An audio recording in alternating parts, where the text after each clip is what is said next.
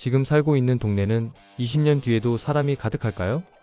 최근 한국은행은 지금부터 딱 20년 후 우리나라 기초자치단체 중 일할 수 있는 사람 즉 경제활동 인구가 1만 명도 안 되는 지역이 15곳이나 될 거라고 경고했습니다. 숫자로만 보면 15곳, 전체의 6.6%에 불과해 보일 수 있습니다. 그러나 이건 단순히 노동력이 줄어든다는 차원의 문제가 아닙니다. 사람이 줄어드는 도시엔 미래가 없습니다. 학교는 문을 닫고 상권은 사라지고 의료행정 서비스도 축소됩니다. 부동산 가치는 회복하기 어렵게 떨어집니다. 앞으로 20년 후 대한민국의 어느 지역이 사라지고 어디는 살아남을까요? 오늘 영상에서는 경제활동 인구가 급격히 줄어드는 지역과 이에 따른 부동산 시장은 어떻게 달라질지, 그리고 앞으로 집을 산다면 피해야 할 지역과 주목해야 할 지역은 어디인지 살펴보겠습니다.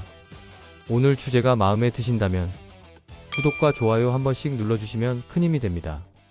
그리고 오늘 영상 마지막에서는 인구 소멸 지역을 직접 확인하실 수 있습니다. 내가 살고 있는 지역이 안전한지 아니면 위험 신호가 켜진 곳인지 꼭 확인해 보셔야겠죠. 끝까지 함께 해주세요. 바로 시작합니다.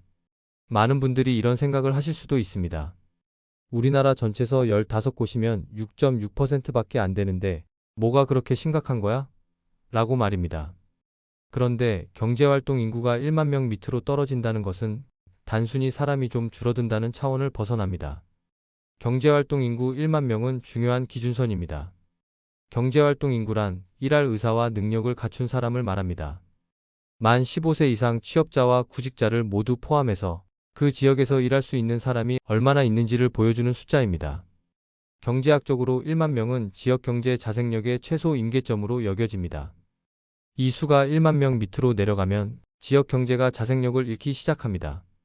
또한 세수가 부족해 지방 정부가 행정 서비스를 제공하기 어려워집니다. 병원과 학교, 마트 등 필수 시설이 하나둘 문을 닫게 되고 기본 인프라 역시 붕괴되기 시작합니다. 악순환은 가속화해서 젊은 층이 떠나면서 출생률은 더욱 떨어지고 남은 주민들의 평균 연령은 급상승합니다. 실제로 지금도 지방 곳곳에서 이런 현상을 목격할 수 있습니다. 대학 캠퍼스는 모집 정원을 채우지 못하고 상가는 빈 점포로 가득하며 아파트는 팔리지 않아 미분양으로 쌓여가고 있는 현실을 말입니다. 이런 현상은 앞으로 더 가속화될 전망입니다. 한국은행 발표에 따르면 경제활동 인구가 1만 명도 안 되는 작은 지역은 현재는 한 곳도 없지만 2024년엔 무려 15곳으로 늘어납니다. 지금은 아무리 작은 도시라도 일할 사람이 1만 명은 있었는데 앞으로는 아예 1만 명도 안 되는 곳이 15곳이나 생긴다는 뜻입니다. 1만 명에서 3만 명 정도 되는 소규모 지역도 49곳에서 69곳으로 20곳이 더 늘어납니다. 작은 도시들이 더욱더 작아지고 있다는 신호입니다. 그런데 중간 규모 지역은 크게 줄어듭니다. 10만에서 20만 명 지역은 64곳에서 41곳으로 23곳이 감소하고 20만 명에서 30만 명 지역도 26곳에서 21곳으로 5곳이나 줄어듭니다. 사실상 한국 경제의 허리 역할을 해왔던 적당히 큰 중간 도시들이 점점 사라진다는 겁니다. 그 이유는 명확합니다. 중간 도시는 작은 도시보다 생활비가 높아 젊은 층이 기피하고 대도시보다 일자리와 편의시설이 부족해 경쟁에서 밀리기 때문입니다. 결국 애매한 도시가 점점 줄어들고 사람들은 몇 개 대도시에 집중될 수밖에 없는 구조가 되는 겁니다. 그래서인지 30만 명 이상 대도시는 18곳에서 21곳으로 조금 늘어납니다. 하지만 초대형 도시, 즉 50만 명 이상 지역은 오히려 6곳에서 4곳으로 줄어듭니다. 정리하면 이렇습니다. 중간 규모 도시는 점점 사라지고 작은 도시는 더 작아지고 큰 도시는 소수만 살아남는 구조가 앞으로 20년 안에 굳어진다는 겁니다. 그럼 어떤 지역이 위험할까요? 한국은행은 강원, 경북, 경남, 전북, 전남을 급감 위험지역으로 꼽았습니다. 이 지역 대부분 시군구에서 경제활동 인구가 35% 이상 줄어들 전망입니다. 강원도의 정선, 영월, 평창 같은 산간 군 지역, 경북 북부의 영양, 청송, 봉화, 전남 전북의 내륙 농촌 군 지역이 대표적입니다. 반대로 늘어나거나 버틸 수 있는 지역도 있습니다. 화성, 용인, 김포, 하남 같은 수도권 위성도시와 행정도시 세종시와 산업기반 도시 음성, 진천, 아산, 충청권, 그리고 관광 특화 지역인 제주 일부 지역들은 젊은 층이 꾸준히 몰리거나 산업 인프라 기반이 뒷받침되기 때문에 인구가 유지될 가능성이 큽니다. 무엇보다 충격적인 건 격차입니다. 경제활동 인구 상위 10%와 하위 10%의 차이가 현재 13배에서 2042년엔 무려 26배로 벌어집니다. 이것은 지금 상위 지역이 일할 사람이 26만 명이라면 하위 지역은 고작 2만 명이라는 뜻입니다. 하루장을 보러 가는 사람의 수, 회사에서 뽑을 수 있는 직원의 수, 학교에 다니는 학생 수 등 모든 게 몇십 배 차이가 난다는 거죠. 즉, 같은 대한민국 안에서도 어떤 도시는 여전히 활기차고 어떤 도시는 사실상 기능을 잃는 두 개의 완전히 다른 나라가 만들어지는 겁니다. 여기서 중요한 키워드가 하나 있습니다. 바로 인구소멸 위험지역입니다. 행정안전부는 이미 전국 지자체 절반 가까이를 소멸 위험지역으로 분류했는데요. 이것은 한국은행의 전망 흐름과 일맥상통합니다. 인구소멸 위험지역은 사람이 줄어든다는 의미라면 경제활동 인구 급감은 일할 사람이 없다는 더 직접적이고 심각한 경고인 거죠.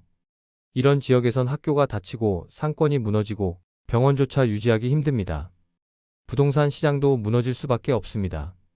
사려는 사람 자체가 줄어들어 거래가 끊기고 매물은 쌓이지만 가격은 끝없이 밀리게 됩니다. 전세 시장 역시 젊은 층이 빠져나가면서 전세 수요가 사라집니다. 빈집이 늘고 전세 가율은 낮아집니다. 신규 분양은 사실상 불가능합니다. 공급을 늘리면 그대로 미분양이 쌓일 뿐입니다. 반대로 사람이 몰리는 곳도 있습니다. 수도권, 세종, 충청, 그리고 일부 광역시들은 집값이 안정적이거나 오히려 상승 압력을 받게 됩니다.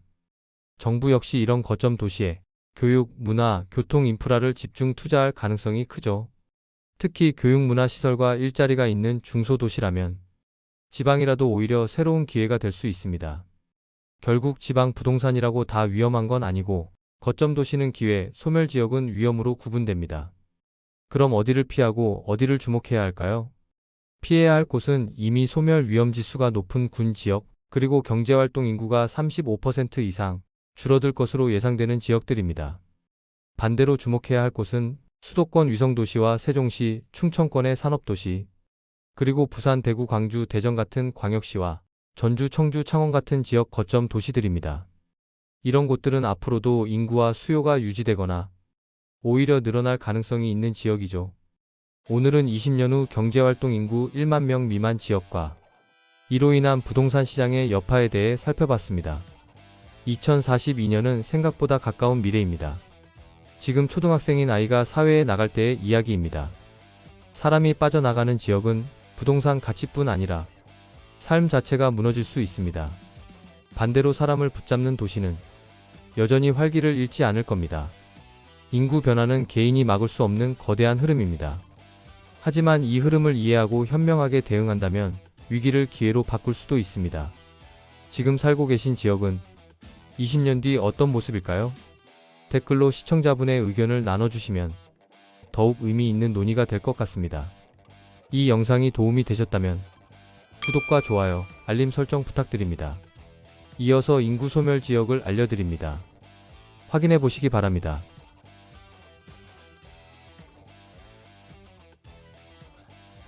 시청해주셔서 감사합니다.